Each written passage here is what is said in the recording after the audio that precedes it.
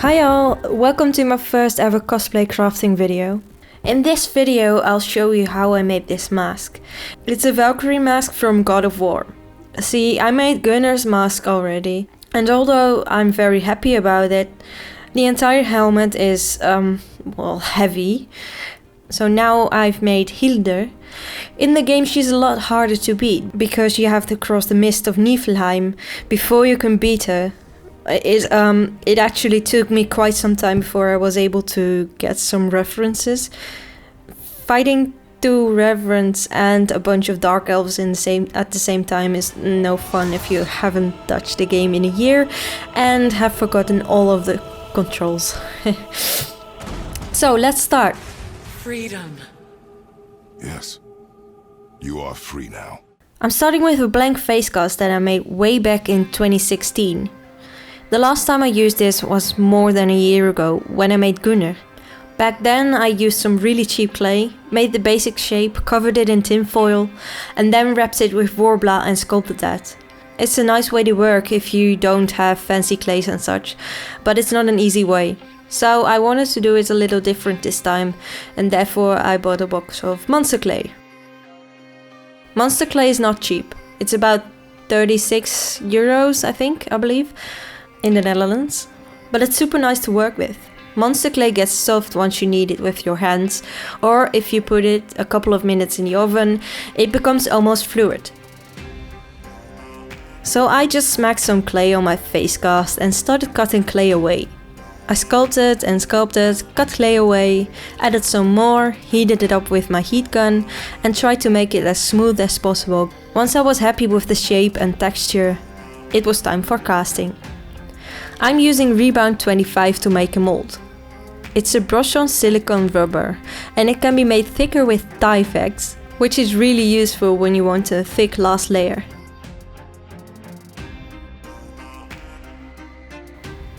I used disposable brushes to apply the silicone to the mold. I lightly brushed on the first layer of silicone to make sure everything was covered and there were no air bubbles. I needed 3 layers of silicone for my mold. Then I used some plaster bandages to make a shell. This will help put the silicone in place when casting. The plaster will take up to 20 minutes to cure. You know when it's cured when the plaster feels cold to the touch.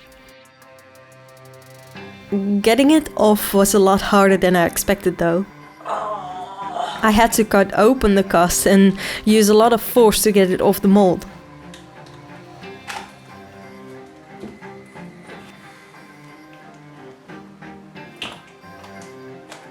So then I rotocasted the mold, using these big jugs of Smoothcast 300. It's not the most ideal material to rotocast with, but it's what I had laying around, so I'm using it. I've previously used Smoothcast 65D, which cures while it rotated. The 300 took a long time to cure, which was a little hard because of all the spaces the resin had to go into.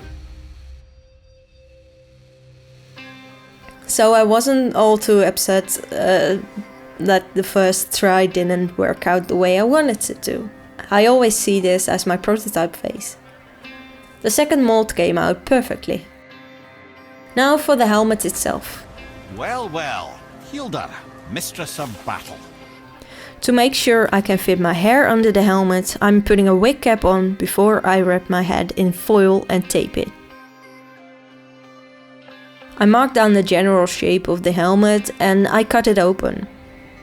So now I have a pattern of my head, which I didn't end up using. I tried it on after I cut it out of foam and I don't know what happened, but it didn't fit at all. So I bought the helmet pattern by Evil Ted Smith and modified it using the patterns I already made, because it seems I have a tiny head. So when that was built, it was time to make the first basic details. For the 2 side pieces I'm using 3 pieces of 10mm foam, which I stuck to each other and then sand with my Dremel to make them smooth. I then made 2 front pieces and 2 back pieces out of 2 sheets, give them an edge and stick them all to the helmet with contact cement. For the horns I tried making a pattern of a horn I made with tin foil and cutting out 3 pieces out of foam and pasting them together. But you actually need a more low dense foam for this. it doesn't really work with the high density foam that I had. So once again, I used 3 pieces of 10mm foam, glued them all together, cut them with a knife and dremeled them into shape.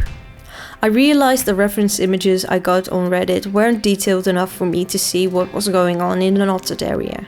So that's why I went back into the maze myself and took some more detail shots. I thought long and hard about what material I should use for those details, and I even asked my followers on Instagram what I should use. They told me Polyprops sold 1mm high density foam, which was perfect.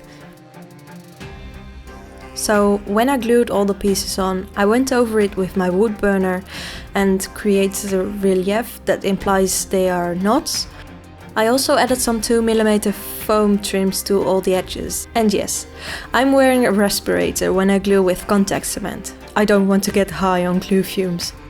I went into Blender and sculpted a coin shape with more knots, which I printed out on our 3D printer. I then made a box for it with some leftover cardboard and poured some silicone into it to make the mold. Here I am heating up some Thibra and pushing it into the mold. I found out that Thibra is a brilliant material for molds because it's really flexible when you heat it up. It's like chewing gum, really. I spray painted them all black, and I'm gonna give them all a golden color with antique gold wax from Rub and Buff. I'm putting just a tiny bit of it on a piece of cloth and I gently rub it all over the surface, without getting into the crevices. This gives it that nice weathered look without doing anything else. So now that I've primed the mask and the helmet, I could paint those too. I actually forgot to film that process, but it's basically the same as shown before, but with some extra layers of paint on top. I also kind of forgot to film another part, and that's the part where I'm making the chainmail and sticking it onto the helmet. I was thinking about how I should sew or glue in the chainmail, and then I thought it has to be in a piece of fabric before sewing or gluing it onto the helmet. So I laced up a shoestring between all the rings and sewn that same shoestring onto the piece of fabric. It's really hard to sew chainmail onto fabric with just a regular thread, because there's all these little holes in there. The closure of the rings is just wide enough to pull the thread through. So you have to tie it around at least 3 times on different places. So this was kind of way easier and quicker. And then I glued the piece of fabric with the chainmail onto the helmet itself. So then I took a piece of blue fabric and I also glued it to the helmet. And now I'm gonna cover this part with fabric, so I'm gonna make a pattern with some masking tape. So after I've cut all the fabric pieces, I'm once again gluing them to the helmet.